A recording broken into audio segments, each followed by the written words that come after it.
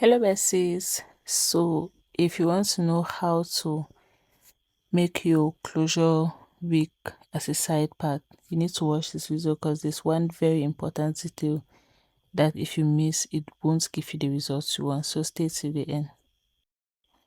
Hello besties. Welcome to my channel. Make sure you're following me on Instagram, Facebook, TikTok, Pinterest, because I post amazing behind the scenes. But while you're here, make sure you give this video a thumbs up, subscribe and turn notification because I post amazing tutorials here.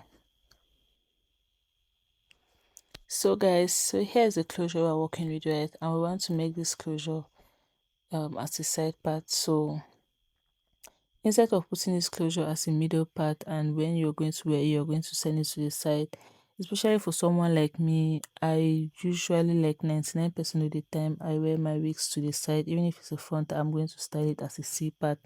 So why not just do a C part closure rather than stressing myself? So first things first, the first side, right, you're going to send it to the ear. You're going to look for your good side. Suppose good side to the right, suppose good side to the left. So when you send it to the ear, you're going to make sure that you're removing at least more than an inch. You're going to send this in front at least more than an inch. We know how we do a frontal, right? So you're going to mimic that on one side. But on the other side, you're not going to do this exact same thing. On the other side, you're just going to leave enough closure to cover the cap, but you're not leaving an inch on the other side. Please stay with me now. On the side beside your ear, you're going to leave 1 inch because you can use that to style, to do your baby face, do whatnot, and it's going to sit perfectly. As you can see, I'm leaving at least an inch, but on the other side, which is towards the middle, I'm not leaving an inch. I'm just leaving enough closure to cover the wig cap, not an inch. So it's like half of an inch. So yeah, so after doing that, we are going to go ahead to pin our closure down. At the end of the day, our closure still has to be flat.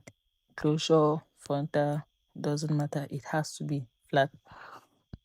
So basically, you're just going to pin the corners down, right, and you're going to see what doesn't work. So after pinning, you might notice that it's not that flat and you have to go in and repin and so yeah, it's okay, don't stress yourself. You're not supposed to get it right the first time at all.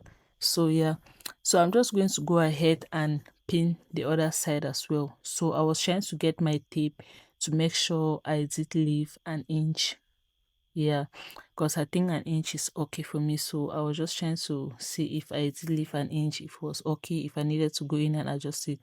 And of course I did needed to go in and adjust it. It was more than an inch and I just thought an inch was okay. So but you can leave more than an inch, right? Like it depends on you.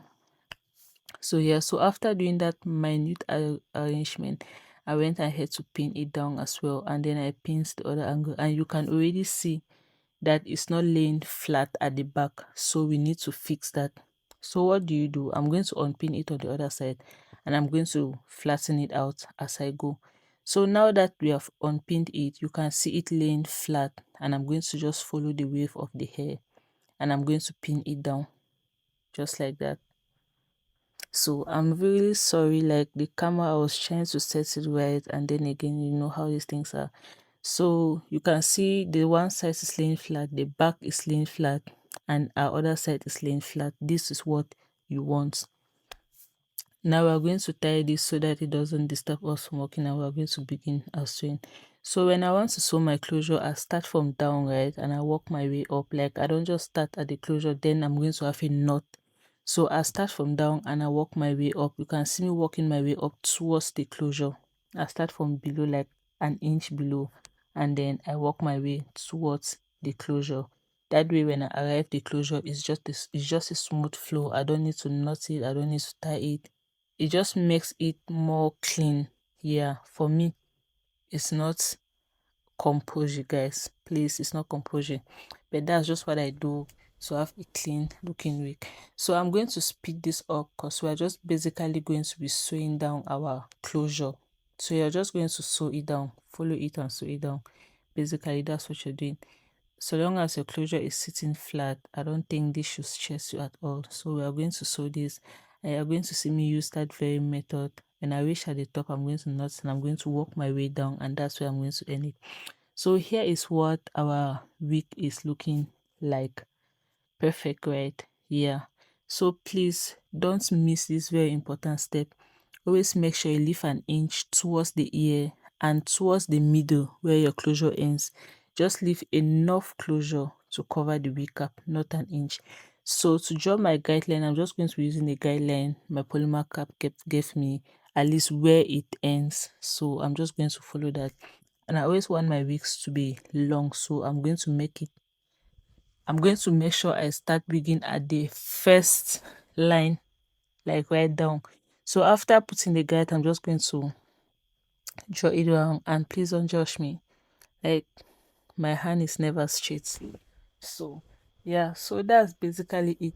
So now I'm just doing the guide I'm going to follow to sew it, so that I can see if my bundles are going to be enough before I begin sewing, right? So yeah, so when I get to the front part, I'm going to see if I need to use my tape to continue, because you can see that the measurements of the polymer ends here. So up, I need to figure it out, because my closure, I don't know if that closure is a 2x2. Yes, I'm just kidding. Like, my closure, I think is a 4x4, maybe. So it's really small. So yeah, so that's why I have a lot of space up.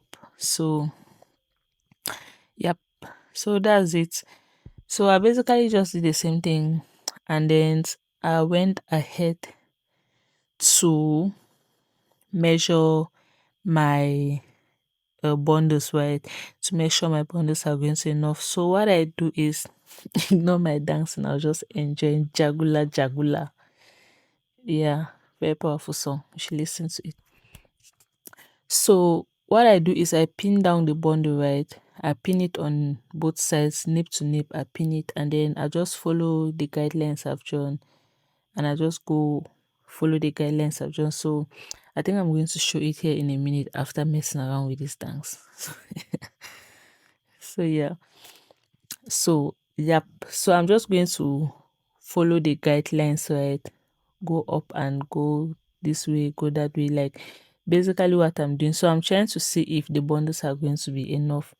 And I noticed that at the back of the hair, I'm going to use one bundle, and at the one weft, but this second bundle I'm adding, I'm going to use a double weft so that it can be thicker and so that the bundles can fit.